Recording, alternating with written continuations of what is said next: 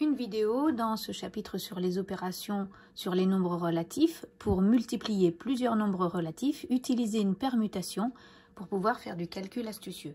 Donc on sait depuis la cinquième qu'on peut permuter les facteurs dans une expression numérique où il n'y a que des multiplications.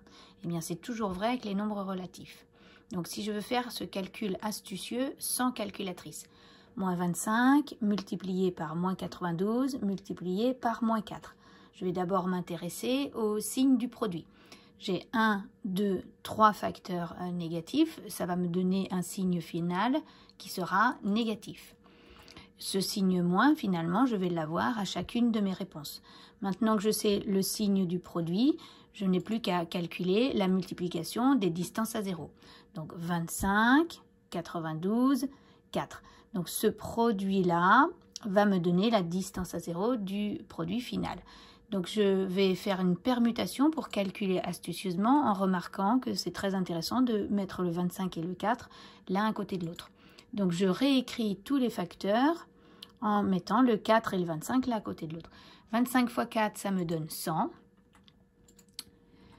Et donc maintenant, je n'ai plus qu'à multiplier 92 par 100. 92 est un nombre entier, j'ajoute 2 zéros et ça me donne 9200 pour la distance à 0.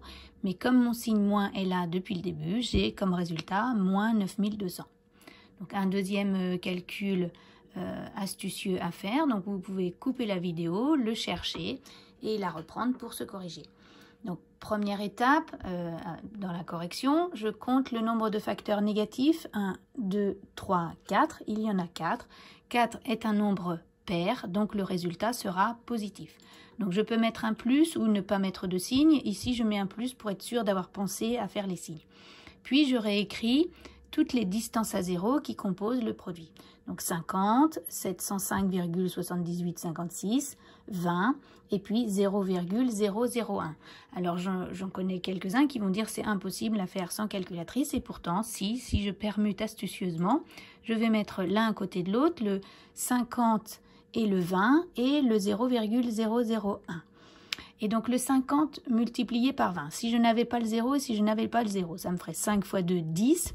Mais j'ai 10 fois plus et 10 fois plus, donc ça me donne 1000. J'obtiens 1000 multiplié par 0,001, qui est en fait 1 millième, multiplié par ce grand nombre-là. Alors, quand je multiplie un nombre décimal par 1000, je décale la virgule de 3 crans vers la droite. Donc, c'est ce que je vais faire quand je calcule 1000 fois 0,001. Je décale ma virgule de 3 crans, j'obtiens finalement 1. Donc, ce produit qui était compliqué au départ, il se résume à faire 1 multiplié par 705,7856 et donc le résultat c'est 705,7856.